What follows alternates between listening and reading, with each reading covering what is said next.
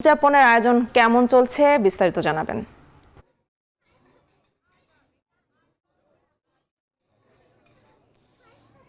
বড়দিনের উদযাপন বিশেষ করে যখন সন্ধ্যা নেমে এসেছে তখন কিন্তু আমরা দেখছি যে হোটেলের নানান যে জোনগুলো রয়েছে, অর্থাৎ বড়দিন উদযাপনে যেসব আয়োজনগুলো রয়েছে সেসব আয়োজনের প্রতিটি জায়গায় কিন্তু মানুষে পরিপূর্ণ। অর্থাৎ সবাই এই বড়দিন উদযাপন উপলক্ষে যে নানান আয়োজন রয়েছে হোটেলটির, সেটি মূলত উপভোগ করছেন। আমরা এই মুহূর্তে রয়েছি এই বড়দিন উপলক্ষে হোটেল প্যান প্যাসিফিক সোনারগাঁও বাচ্চাদের আনন্দের জন্য একটি জায়গা তৈরি করেছেন। সেই জায়গাটিতে এই জায়গায় আমরা দেখছি যে দেশের ঐতিহ্যবাহী নানান ধরনের বাচ্চাদের যে খেলার নানান যে রাইড রয়েছে সেগুলো, এবং একই সঙ্গে রণপা নিয়ে এখানে আমরা দেখছি যে তিনি বলের খেলা দেখাচ্ছেন এবং নানান ধরনের আয়োজনই কিন্তু আমরা এখানে দেখছি। এবং একই সঙ্গে এই হোটেলটির ঠিক বাইরেই আমরা দেখছিলাম যে তারা ক্রিসমাস ট্রি এবং অন্যান্য যে নানান আয়োজন রয়েছে, বড়দিনের যেসব প্রাসঙ্গিক জিনিসপত্র রয়েছে সেগুলোও কিন্তু তারা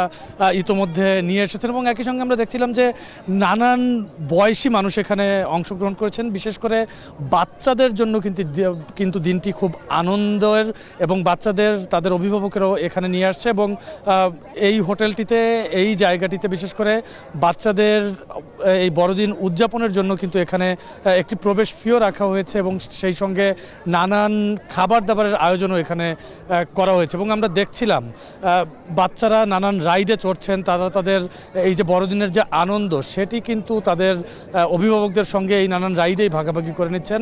এবং একই সঙ্গে অভিভাবকদের সঙ্গে আমরা জিজ্ঞেস করেছিলাম যে বড়দিনের এই আয়োজন নিয়ে তারা এখানে কেন। সেক্ষেত্রে তারা জানাচ্ছেন যে যেহেতু রাজধানীর 5 তারকা হোটেলগুলোতেই বিশেষ করে এই বড়দিনটি বিশেষভাবে উদযাপন করা হয়, সেজন্যই কিন্তু তারা তাদের বাচ্চাদের নিয়ে এই জায়গাটিতে এসেছেন এবং তারা আনন্দ পাচ্ছেন। এবং আমি আপনাকে একই সঙ্গে জানিয়ে রাখতে চাই যে বড়দিনের এই আয়োজনে শুধুমাত্র যে খ্রিস্টান ধর্মাবলম্বী মানুষজন এসে অংশগ্রহণ করেছে তাই না, আমরা দেখছি যে অন্যান্য ধর্মের মানুষজনও কিন্তু এসেছেন। এবং তারা বলছেন যে সম্প্রীতির যে বাংলাদেশ, এই সম্প্রীতির বাংলাদেশে ধর্ম যার যার উৎসব সবার, সেই নীতিতেই তারা বিশ্বাস করেন, যার কারণে কিন্তু তারা খ্রিস্টান ধর্মাবলম্বীদের এই উৎসবটিতেও এসেছেন। এবং সকাল থেকে আমরা দেখছিলাম যে রাজধানীর যে বড় বড় চার্চগুলো রয়েছে সেসব চার্চে কিন্তু নানান উপাসনা হয়েছে, এবং সেখান থেকে সকালের দিকে যারা প্রার্থনা জানিয়ে এসেছেন তারাই কিন্তু বিকেলের দিকে এই নানান আয়োজনের মধ্যে আসছেন। এবং তাদেরকেও আমরা জানতে চেয়েছিলাম যে